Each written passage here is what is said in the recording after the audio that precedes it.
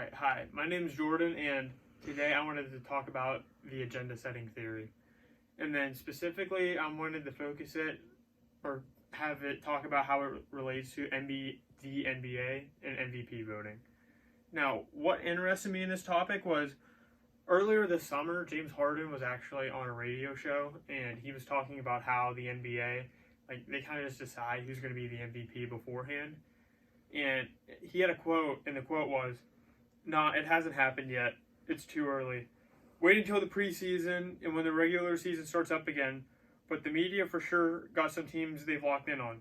We all know that's just what it is. You can't tell me that a guy whose team was a 14 seed at one point last year and ended up a 4 seed with everything that was going on. So many injuries, and who went on a 32-game, 30-point streak, 8 50-point games, 2 60-point games in one season, and all the talk about was Giannis Antetokounmpo. Come on, there's no way." So, obviously, he thinks that there's a problem with how the media decides the MVP because he thinks that he had the superior season, and frankly, I did too. But I'm just going to talk about how the media did affect the MVP race. So, agenda setting theory was developed by Max McCombs and Donald Shaw. They developed this during the 1968 presidential election because they wanted to evaluate how people feel about certain candidates. So, they didn't want to just evaluate how they felt, but they wanted to evaluate how the media made them feel. Basically looking at how the media presented each candidate, what they talked about, and like how they treated each candidate differently on the news. So, what agenda setting theory does is it creates public awareness and concern with any issues or any news that's out. So, some characteristics are it needs prominence and depth, which means it has to be important and there has to be a lot there to talk about. And then it needs high salience and obtrusiveness, so it needs to be able to almost affect your daily life or at least have an impact on you in some way, or else you're just not going to pay attention to it. And then another piece of it is priming, which is just basically just them telling you what is important. And then how exactly does this fit into the MVP race? Because the MVP race is a lot different than politics.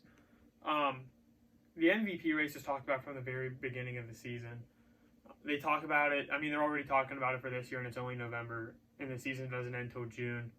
And then they're already starting to narrow it down to 2 players, which would be Luka Doncic and LeBron James. And they've just been talking about it every single day and just comparing those guys back and forth. And then usually, like I just said, there will end up being 2 front runners, and then they'll just debate them all season until the end of the year. And then another piece of the agenda setting is framing. What exactly is framing? Framing is creating cognitive bias by presenting information with a positive or negative connotation. So that would be looking at something like you got a glass with some water in it. It would be looking at it as either half full or half empty. I'm sure you've heard that phrase before. Each of those would be considered frames. And how exactly does framing affect the MVP race? Well, they presented each player in different ways, and they didn't necessarily focus on the on-court stuff. Giannis was presented as a good guy, a family man, a hard worker, came from a very poor background, and they focused on the human interest frame. So they wanted to make you I don't want to say feel bad, but sympathize with him and just see everything that he's went through and just see how great of a guy he is. While Harden was presented as selfish, a ball hog. People said the way he plays can't win a championship, and then they just talk bad about his defense, even though he was one of the best guard defenders in the league. So the type of frame they would be using there is like an issue frame because there'd be an issue with his personality. And then this wouldn't be the first time that this has happened.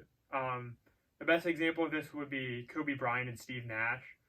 Steve Nash was an upcoming guy from Canada, and then Kobe had been there, but Kobe was also viewed as selfish at the time, and Steve Nash was just viewed as a team guy. Kobe had some off-the-court stuff going on at the time, too. Just some stats, just so you can get a little bit of a comparison if you don't watch the sport and you don't really know what's going on. Harden averaged 36 points per game, which was the most since Wilt Chamberlain in the 60s. He also had a scoring title this year, and he averaged over 42 points per game in a 20-game stretch. He also had 30-plus points per game in 32 straight games, which is also something nobody's ever done since Wilt Chamberlain. And then Giannis had 27 points per game with 12 rebounds.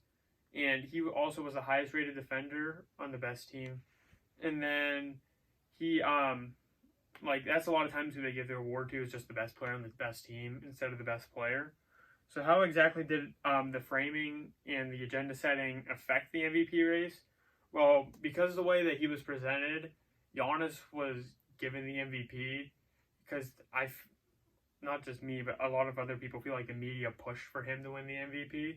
So it might have swayed the voters, swayed the fan voters, just kind of changed the whole perception because he was just presented as a lot better human being, and then they just focus on off the court stuff instead of just focusing on straight statistics.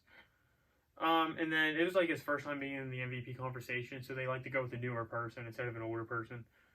And in conclusion, you can just kind of see how framing and agenda setting affect the MVP race, and how the media can kind of control what you think or what a lot of other people think. So thanks for listening to my TED Talk. Have a good one.